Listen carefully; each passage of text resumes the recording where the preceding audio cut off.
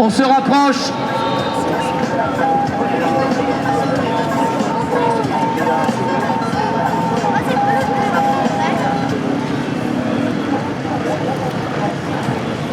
Anthony Botter.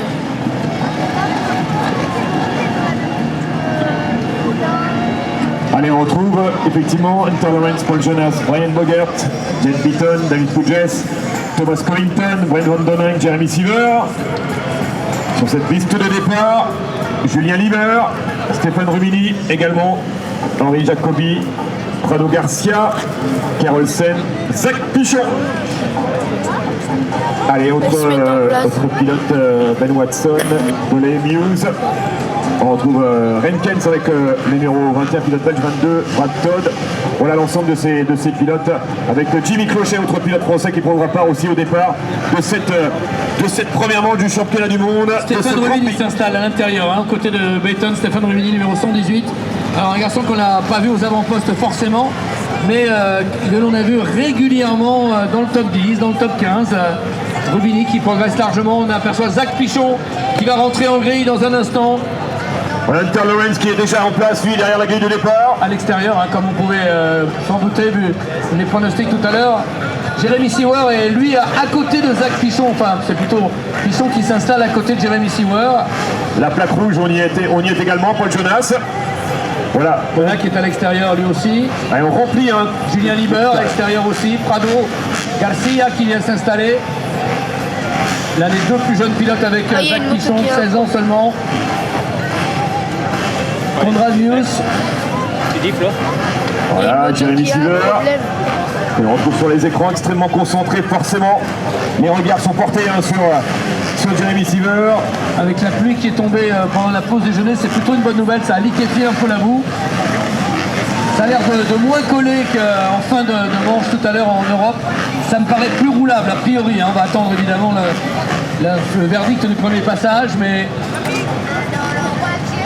Alors, depuis la Skybox, Hubert, ça va? Vous avez une vue plongeante aussi? Une vue assez impressionnante d'ailleurs sur un public extrêmement garni dans le bas là-bas, avec les drapeaux tricolores forcément qui vont commencer à s'agiter un petit peu plus également dans cette série MX2. On les aura aussi dans la catégorie MX2 depuis tout à l'heure, les drapeaux suisses. Là ici, 1 minute là maintenant, 1 minute du départ. Mesdames et messieurs, les drapeaux bleu, blanc, rouge, les drapeaux suisses, les supporters de Jérémy, de Paul Jonas, bien évidemment, et aussi, pourquoi pas l'exploit du tricolore, tout est possible. On a vu Anthony Bondon qui a ouvert la brèche tout à l'heure, dans laquelle vont pouvoir s'engouffrer les espoirs français. On l'absence de la Patourelle, on l'a dit, mais...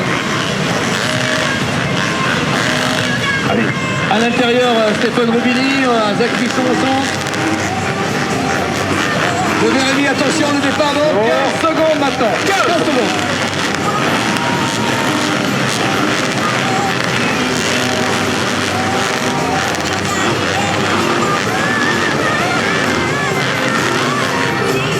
Secondes. On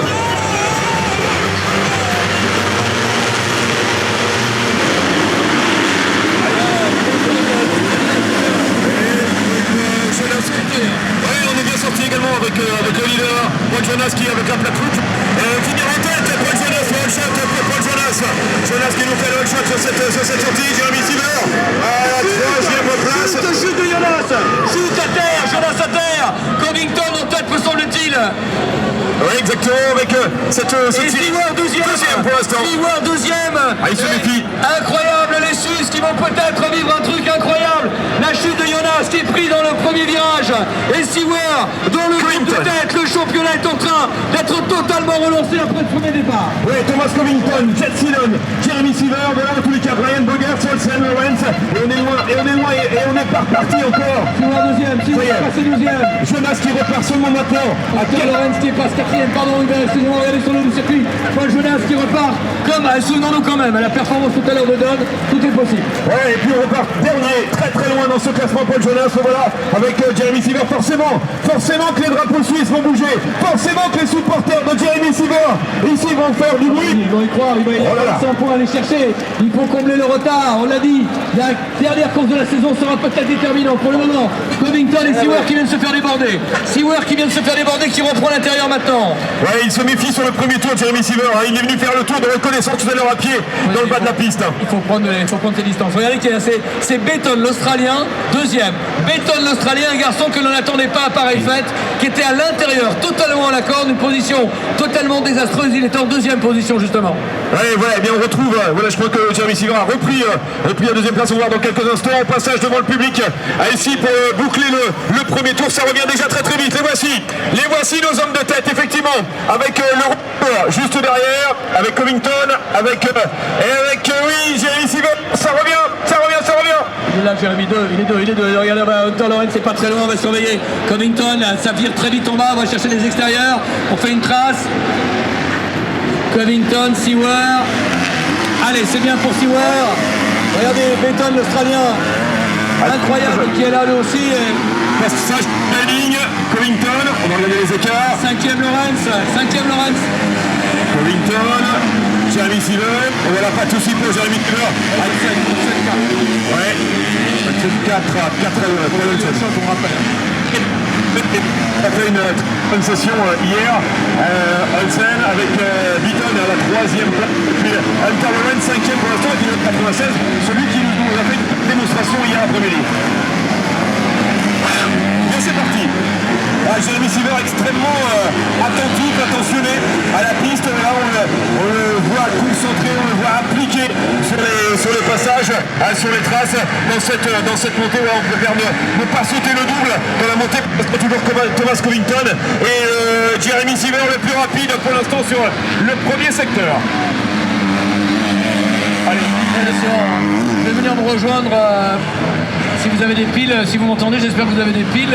Pas de soucis. Je viens bien vous rejoindre, ok? Ok. Pas de soucis, Francis. Jeremy Seaworth toujours le plus rapide sur le premier secteur. Jet Beaton deuxième avec le numéro 14. Et on voit que c'est en train d'essayer de revenir pour l'instant avec Jeremy Seaworth qui fait son retard sur Thomas sur Covington dans la descente. Allez, sous l'arche Monster. Ça passe et on va les retrouver face au public dans quelques toutes petites secondes pour cette première place et un nouveau passage entre les deux pilotes avec Jeremy Seaworth. Et on va regarder aussi la remontée de Paul Jonas, reparti à la dernière place après la chute dans le deuxième virage de ce départ de cette première manche MX2. Attention parce que là maintenant on le sent. Covington Seaworth, on a 2 secondes d'écart entre nos deux hommes de tête et voilà le long du public. Allez, attention, ce titre de champion du monde MX2. Covington s'est passé sur la table. Jeremy Seaworth qui est en train de revenir. Voilà, 22 points pour le moment pour Seaworth, on le rappelle. Rubini 12e, Stéphane Rubini sur ce classement, petit coup d'œil avec les autres pilotes, avec Zachary Pichon 18e sur le classement. Voilà, et bien on les retrouve, voilà, c'est revenu dans la roue maintenant. Ils sont en route au bout de la ligne de départ avec la pit lane. Voilà ce qui est passé, on est en train de donner les dernières consignes. Effectivement, ces consignes il y a de passé toutefois. Allez, s'il est à quelques mètres, petite vingtaine de mètres devant lui maintenant, à peine. Voilà, Covington, Seaworth. Jeremy Seaworth qui a forcément été renseigné par les box lorsqu'il est passé pour la deuxième. Jeremy Seaworth qui est le plus rapide sur le dernier tour puisque 2.14, 222, le plus rapide sur la piste depuis le Suisse. Au départ de Rubini également, Stéphane Rubini 11e position. Bon, Stéphane Rubini 11e, c'est très bien également. Voilà, les Français, certains des Français pas forcément favoris sont en train de tirer leur épingle du jeu. Il abandonne.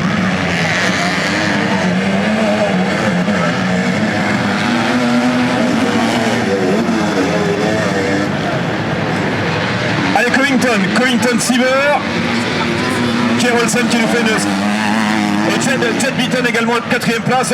Alors attention à Jeremy Seaworth pour chercher peut-être cette première place. Paul Jonas Francis c'est 18e Paul Jonas.